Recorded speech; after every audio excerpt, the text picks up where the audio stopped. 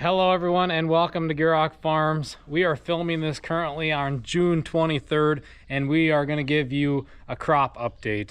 We seem to do this once or twice a year, and Dad put it in a very good way this morning that we're at the point now with the crops where we're seeing what we get out of it. We're kind of done working on stuff. We're at the point now where we can't really adjust anything anymore. Yeah, you can't add anymore. Like, you know, as far as spraying my corn, it's already beyond where, you know, our new seeding is, well, whatever it's going to make now, it's going to make. You know, there's no spraying something on there, cultivating or planting yet. Like our hay, we got over half our first crop off, and you know what we see is what we're getting now. So we just kind of take what we get and finish out the year and use it as an example to make good decisions next year. Yep.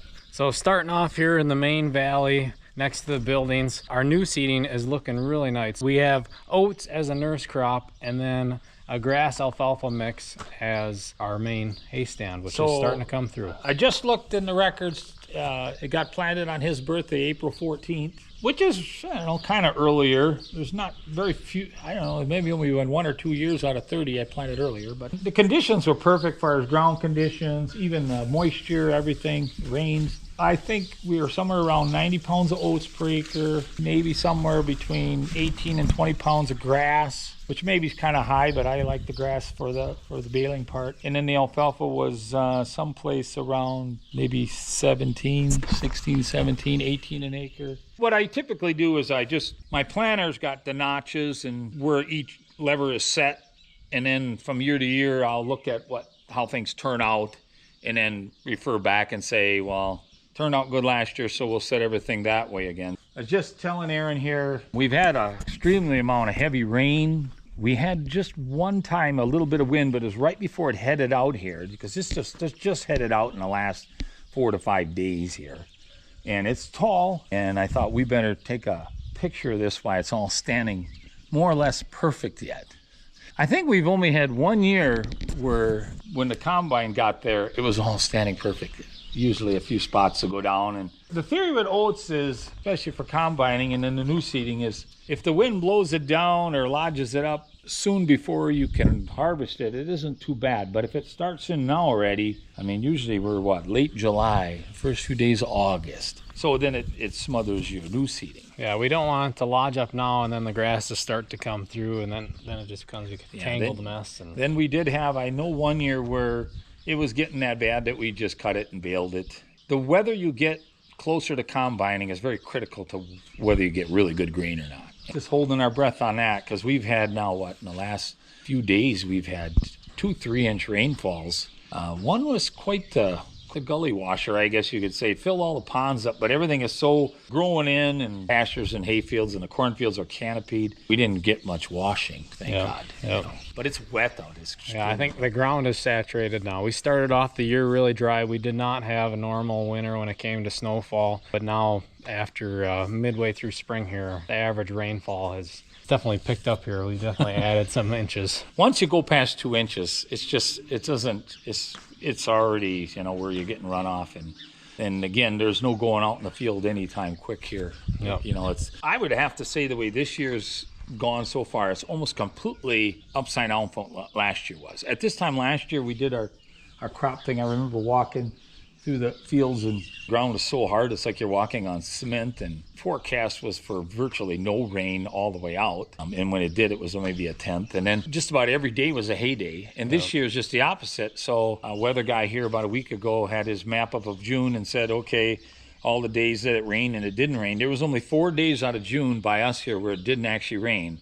And I thought, how in the world did we get our hay even chopped when you had 4 days of 24 hours where it didn't rain? Otherwise, rain every day. Yeah, we got really lucky getting what we did. I guess it ain't the end of the world. We got some reasonably decent cow hay in, and our baling hay, or more heifer dry cow hay, is still waiting out there. Yeah, we'll get up there and we'll show you guys some of those stands. But while we're down here by the oats, I want to look at what's coming through and show you how all it's heading out.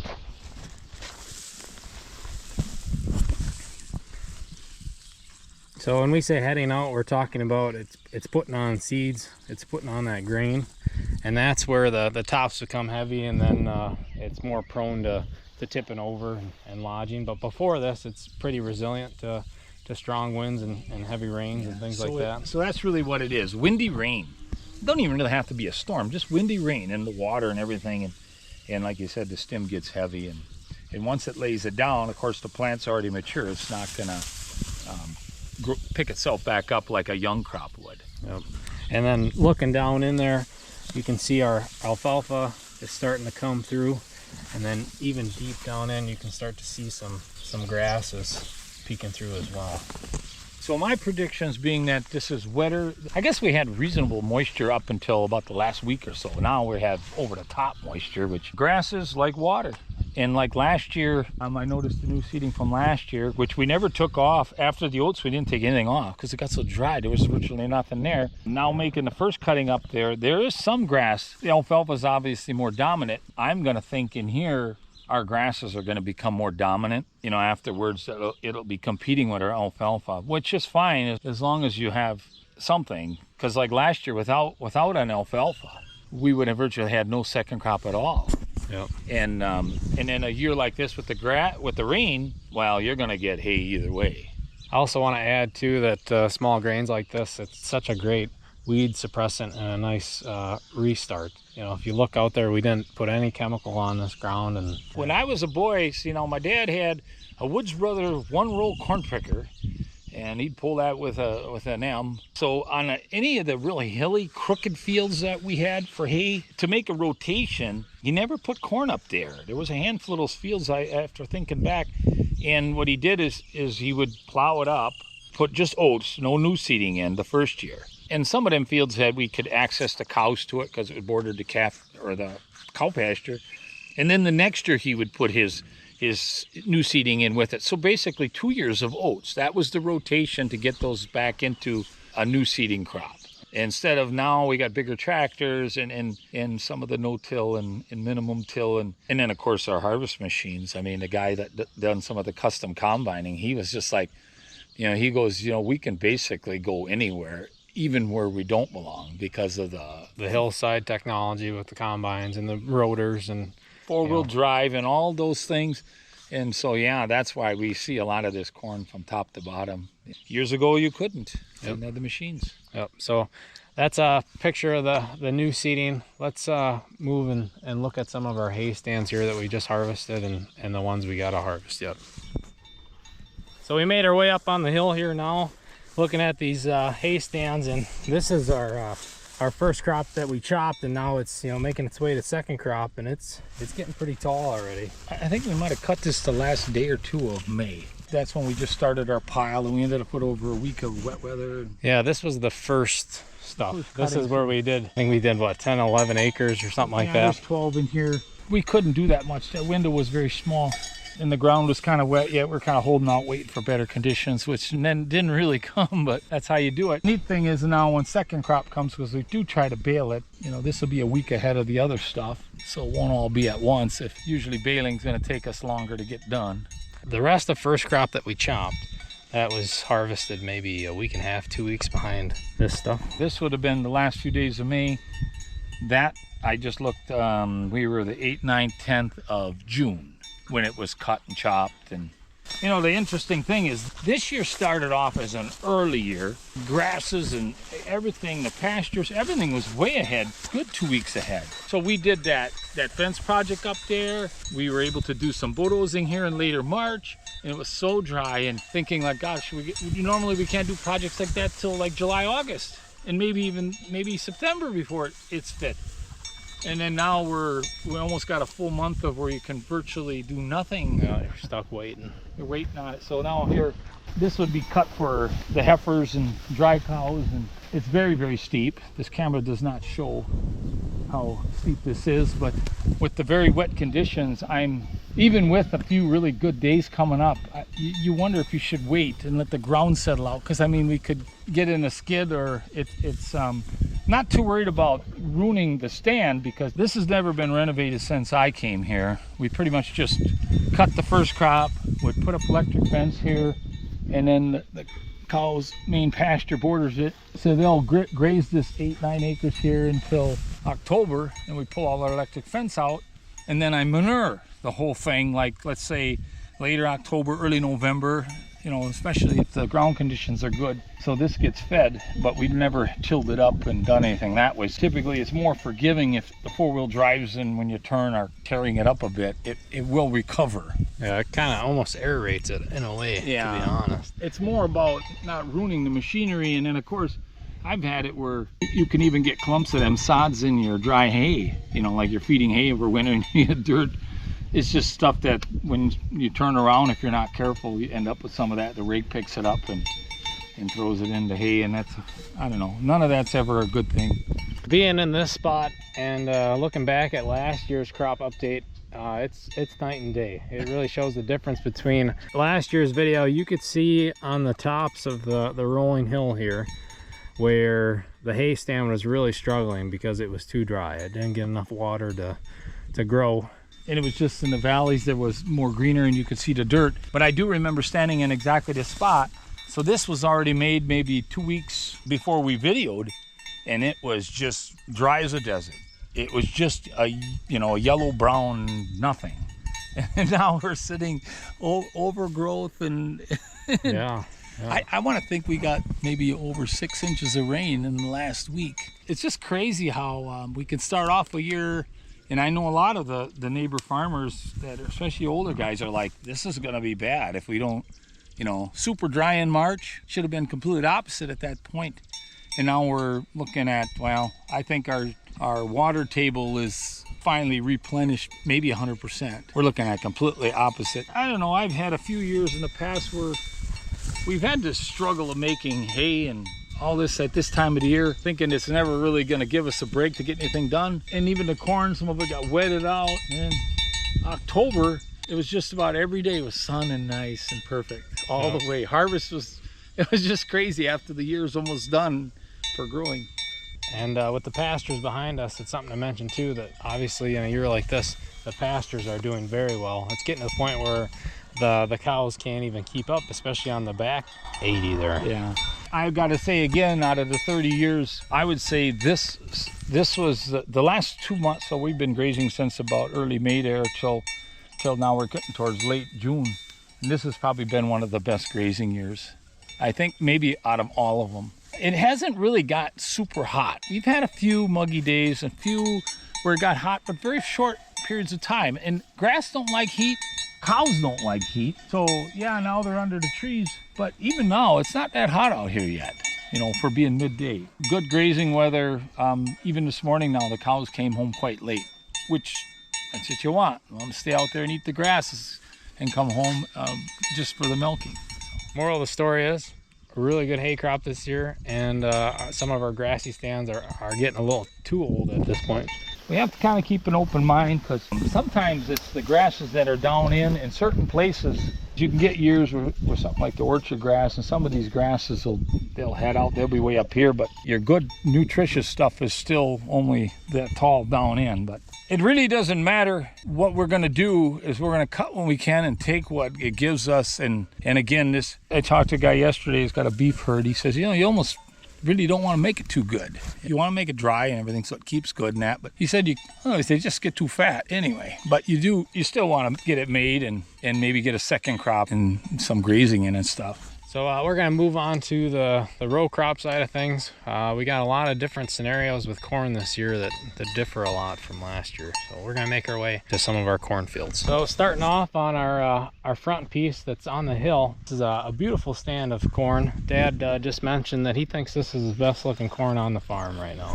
They're almost to my belt.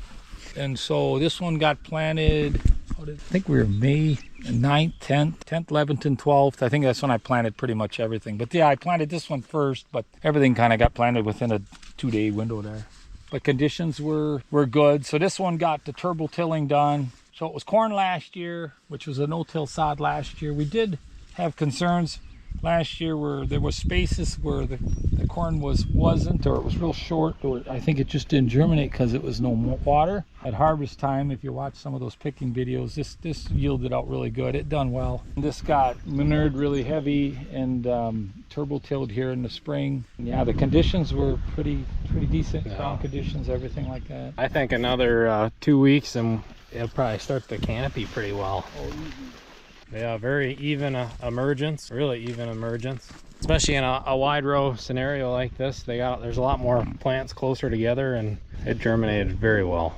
There's not a lot of spaces. So this is 38-inch row. I know that they had 40-inch row. That was kind of the start, and it was so that the horse could, during cultivating, would fit through the row without knocking stuff down. And I think that was some of it. Did this get any starter through the planter? Oh yeah, we were probably around 250 pounds. Phosphorus we had real low in that starter because we have quite a bit through our manures anyway. But the other two were higher because we do get two different types of starter. Down there it's a 25-5-5 or something like that. It's a lot more nitrogen in the bottoms. So the nitrogen, we kept the high for my bottoms. But I did leave the rate because we did kind of shift we didn't spray out as much sod this year because you found some ground to plant. So then we decided I had the fertilizer here. I just put the rate a little higher so I could use it up. But yeah, it shows. And I don't think we got, I would imagine these plants probably used most of that up already, what we put on alongside through the planter. So far as these heavy rains we just got, I don't think we lost any of that. Like some years it comes so early like that. Yeah. Then it's better to side dress later, but we normally don't side dress. I think this corn's almost had too easy of a spring, so hopefully these rains kind of keep up, because our root structure I don't think is gone as deep as it did last year. That was maybe part of what made last year's corn really go, because drought will drive roots deep, which your nutrients are usually leached down through the years deeper. So then without drought, the roots don't have that reason to go down. And I was just looking over here now to my heavy bottoms. I'm sure there's water standing in a few of those places, and it's still got a darker green to it yet. Maybe if we can get some sunny days now, that won't hurt it or slow it or change that.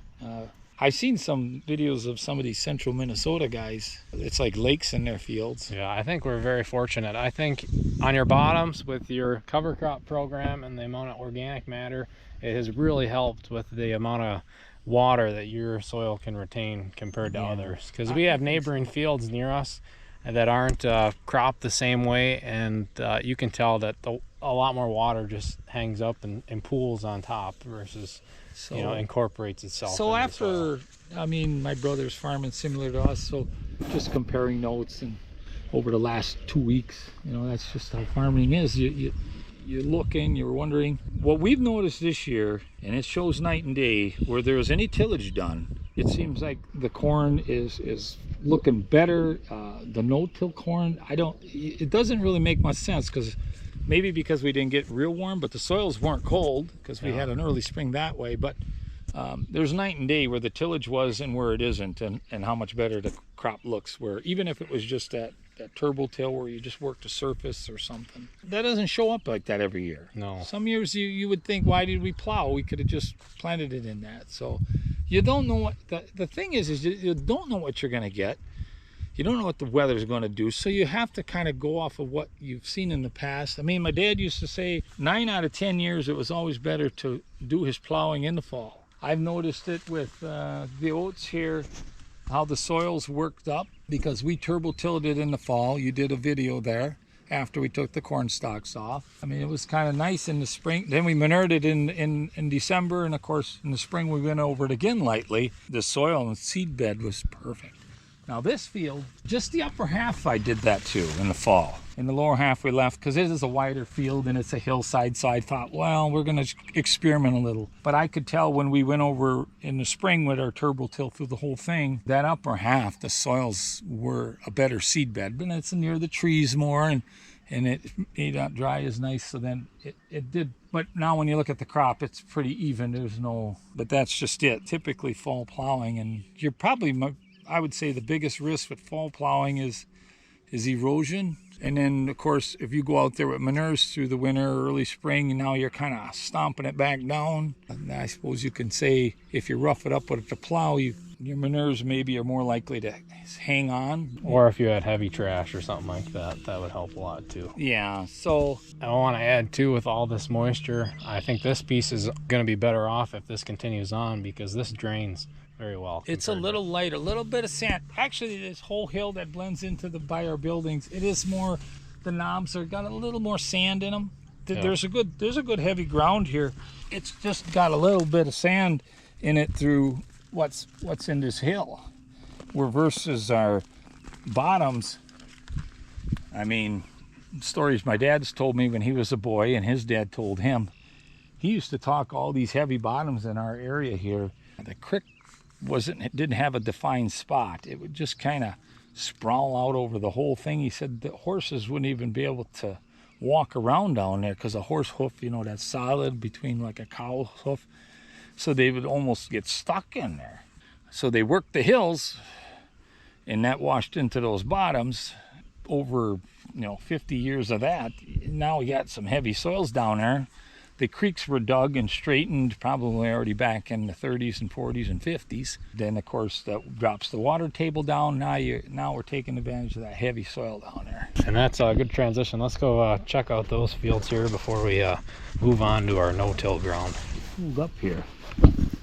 There's the culvert's right there, so I think we almost had a big lake in here for at least a little bit until it finally all fit through the culvert. Yeah, walking to our fields here, it's good to see that having a nice creek bank and a deeper creek bank has paid off, and one that's maintained, not full of trees, and it's got some grass to help. This is a prime example. Now you can't see even the dirt. There was some trees in here when we bought this farm, nothing too big. They kind of kept them down too. This is a prime example of the creek would sooner be filling in because the grasses hold everything. So when you get these big rains, anything that falls in there. But there's no erosion in this creek bed, even though we're planting our corn right up to the banks. You get up higher where there's trees, it's completely different. It's a proven fact that the trees do not belong along the creek banks. The trees belong up in the hills, and creek banks need to be grass. The tree's root structure is just too wide and there's just not enough surface area being covered by a fibrous root system like there is with a grass creek bank. So there's more soil exposed versus a pure grass. And that's the thing. So under the trees, the grass won't grow. I mean, you'll have some vegetation, but it's very thin, and it doesn't. We're here when that big wall of water was hitting it, it lays it down, and it's just like a carpet. Yeah, I mean that's just it's a proven fact. And there's more water because now we're downstream, maybe a mile, almost half mile from some of this stuff upstream, and that's it's a proven fact that even more water, you get less erosion when the creek is cared for a different way. So looking at our corn stand down here, you can see that we do have some water standing, and I know especially on that further end there that has been an issue in the past where there's a low spot way in the center there. Water there. There's more likely. It all depends on what happens now. So if it stays warm and sunny, it may not affect it much. Yeah. But what I am concerned about is some of the leaching. Some of the stuff it just looks like it's been drenched. So if it dries out and we stay warm, it probably is going to recover. It's very noticeable on this corner, the excessive water along with some compaction, because we're always driving in and out on this corner, how the stand was affected versus out further in our more consistently managed piece where there's less compaction and so there's more even emergence out there. And heavier soils, very saturated. And if you do a ribbon test, this is wet yet, but there's more clay and peat moss in this, so it sticks together a lot more than our sandier piece that's doing the best so far.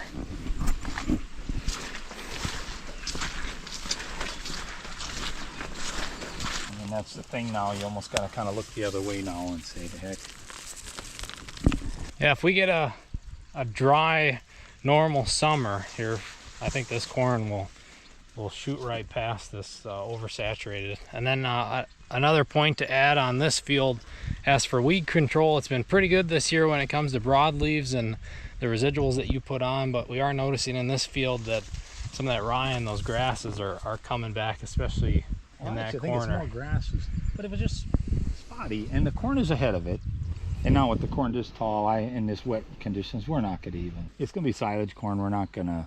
We'd probably do more damage than good, and then the expense to go with that. We're just going to be. I think we're going to be all right.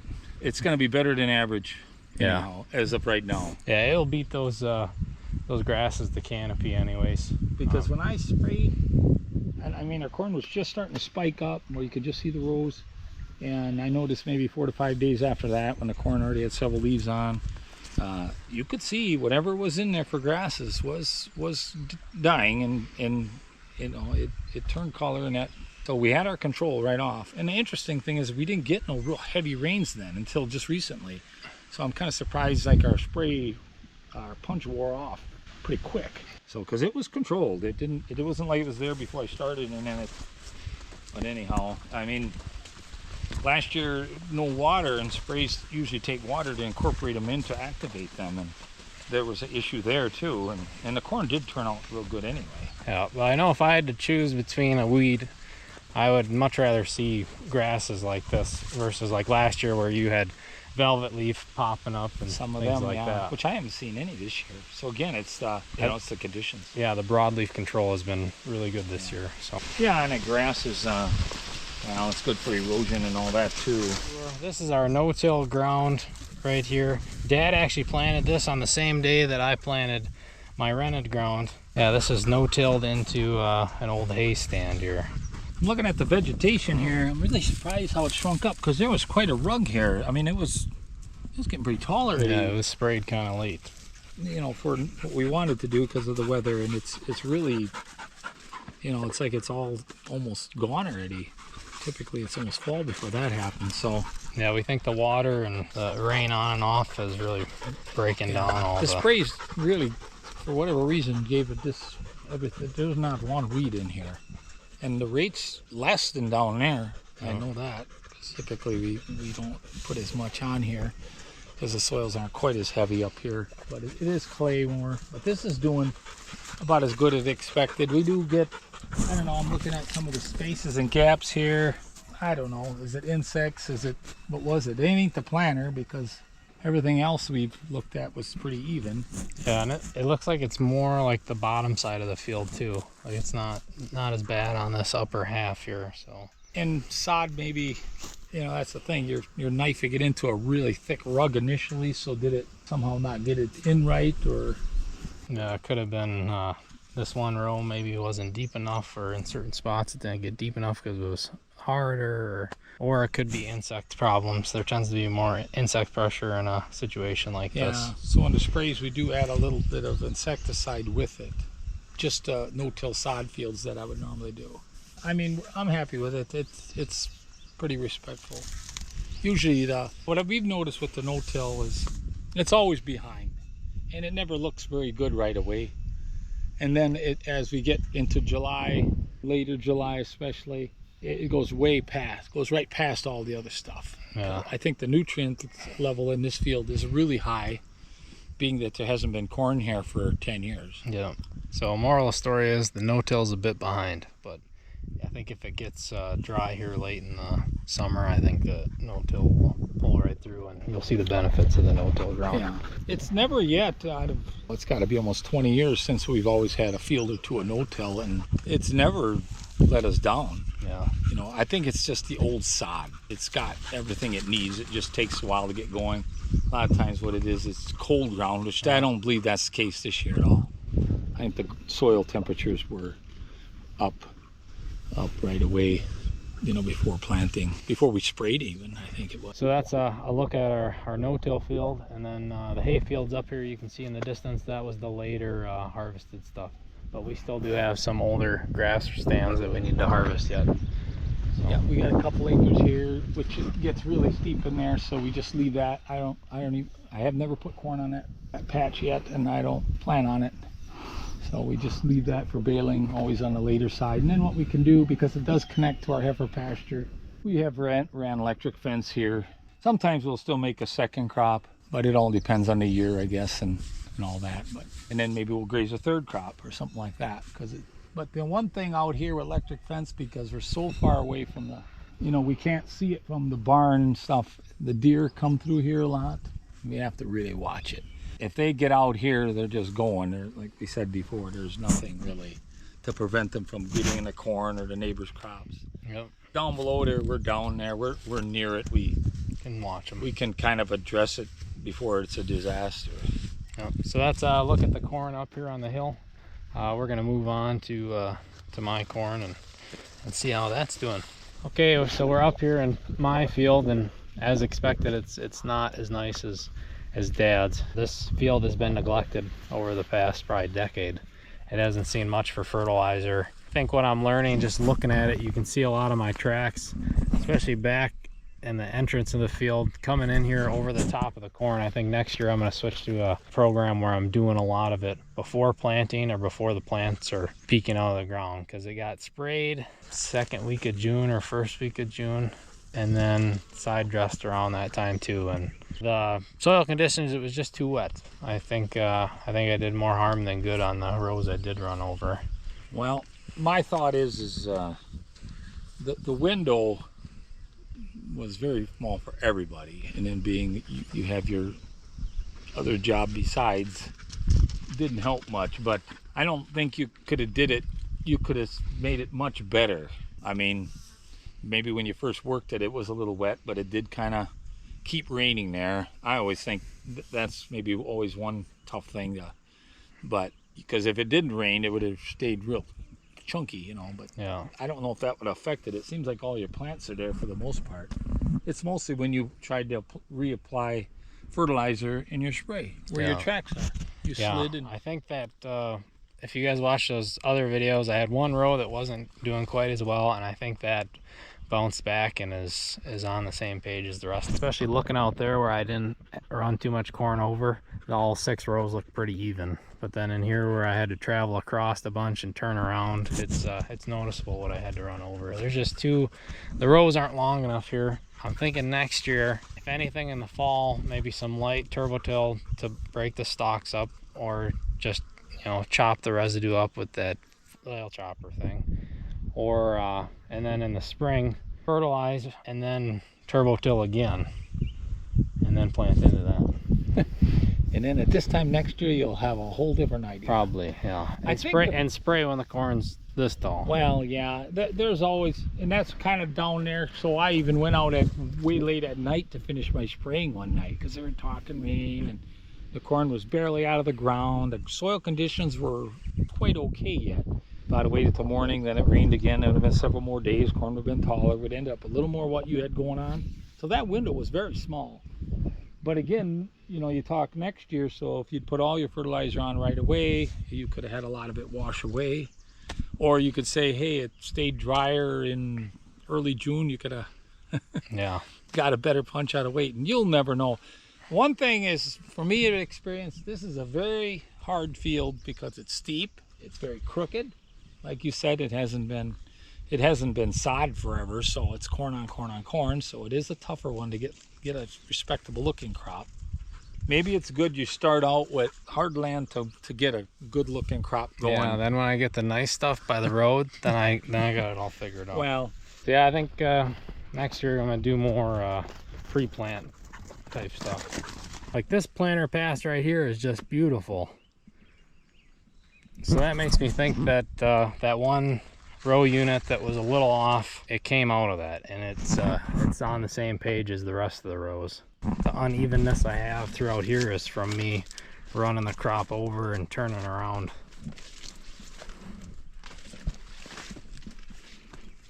This was Mother's Day, and I heard that's kind of a bad omen to plant on Mother's Day. I don't think this is too bad. I think, again, this has been, if again, like I was saying on the last field, you look at the neighborhood in general, some of these guys have been big corn farmers forever, and there's some nice land, and they're struggling too. And some of them fields that we were surprised didn't look better. Some look perfect, some not. And the one thing I like about this field is that it had plenty of residue on it. And then, yeah, that turbo tilling was a bit clumpier, but what I'm seeing is there isn't a whole lot of washing for how wet it's been this year. And the corn's not getting drowned out anywhere on this field. No. Everything runs off nice, and the water isn't pooling on this field. That'll be your advantage here. And you got enough moisture here now. This will be canopied in a week or so, and you won't. And then what you'll have is the wildlife taking advantage of this. Because you're kind of a lot of wilderness around us, and I think the next cornfield from this hill up in here is that's quite a ways. Yeah, so this one might be one of their favorites for a little while. And talking about that, when I came to side dress it, I side dressed it myself with one of my the company I work for, one of their machines. And when I had extra, I made sure not to throw a whole lot of fertilizer towards the wood line, towards those end rows. I made sure to keep it more towards the center, because I figured that those outer rows would get hammered pretty hard by the wildlife. Especially like along this wood line and the backside there. I tried to put more of the extra fertilizer I had towards the center. They're shaded too, which your top is going to have your best advantage. Exactly. Yeah, and then as for the chemical program, on one of those prior videos you've seen, there was a lot of grass, but that got cleaned up real nice. I didn't have a whole lot of broadleaf pressure. If there's any residual in that mix, it's doing its job keeping that away as well. I'm very happy with whatever chemical mix our custom guy had. It did a good job. It was a hot mix, and I'm happy that it cleaned it out at one time. Well, how big a boom did you have? So I was spreading 80 feet. You were way up there. I had swath control, so with the 6 row I just picked a row. Once I did my headland, I just picked a row and went, instead of trying to jump around and use all 80 feet. And the sprayer, I think, was 90 or 100. Yeah, them first few passes with the planter didn't get driven on. Yeah, the first 12 rows I avoided, and then you can see my track right on the outside of number, it'd be like 13, 14 there. I'd say the nicest part of the field is that long pass right along the hillside there, all the way to that small piece there, and then some in here as well. The only comparison you would have had if you'd have seen what the last guy had, but even then, just looking at the stubble, I don't think it was terrible, but you don't know the consistency. There's no way you'd know. Yeah, and here too, you can see, being I had to turn around a bunch there, just how much I wrecked. I don't think there was any better time. No, there wasn't a whole lot of windows. You wouldn't have been able to make that. You would have waited too long. You'd have been trying to do it now after all this big rain. Moral of the story will be, I'll be trying to put a lot more on earlier in the season. I think this soil type could get away with it. The only thing I'm worried about is losing my nitrogen. That's hard to hold on to. I think what we should do is maybe a couple loads of manure, run up, and then maybe we'd see a test strip or something. Yeah, we could see, because just not getting manure for a long time. On my farm there, we've been manuring forever, so it's not going to show the difference as much. But I do got to say, from when I started there, they had small tractors. The manure didn't get put all the way where you would think, they spread the easier fields more often. So then we got bigger tractors, the slinger spreader, and we're able to get the manure up in those places. I've seen a huge turnaround. It took about 10 years, but it's definitely showing the fertility is really built up through manures, because we don't do very little of that, adding fertilizer, between the hay crops. Or I've only side dressed one year. It was a really wet year that year, just to kind of get the corn to do something for us. We're going to end off the video here. Thank you all for sticking to the end. Let us know down in the comments what it's doing in your area. We're always interested to hear that. I know south of here, it sounds like they're getting even more water, and then out in Minnesota to the west, they're getting more water, but out east, I heard they're having a pretty good growing season. So leave your comments down below what you think I should be doing with this field. And nothing right now. Yeah, we're just going to watch it grow. What we need now is hope. Yeah. No, I don't. I think that's where you have to I think it's kind of with a farmer, sometimes you got to put your tough skin on, because through my years, whether it's the cattle crops, all these things we do all year round, some of the things that we're the most worried about, thinking we didn't do it right or second guessing ourselves, end up not being the real issue. It ends up being something else, and usually it's something you can't control. And once you get 30 years in and that all starts to blend, it's just, all you got to do is, you tried to do the best you could do when you had the chance. And this might surprise us. So does your combine guy have a yield monitor or anything? No, it'll be all off of what we're getting in the way. Yeah. And that'll be a nice, I think we'll definitely gonna get something off this field. It's probably about 8 to 9 acres, so we'll for sure get over 1,000 bushel. But wouldn't it be, so this is, all these crops got a long way to go yet, But wouldn't it be sad if it looked just perfect, you know, and here we are into September and then we get some real bad hail, or, you know what I mean? Yeah. Where the crop is not so fancy to start with, it's easier to just kind of accept. That's a tough thing with farming. You gotta, Mother Nature's everything. Yeah. We're learning every day. Yep, 100%. So that's gonna be it. We will see you all next time.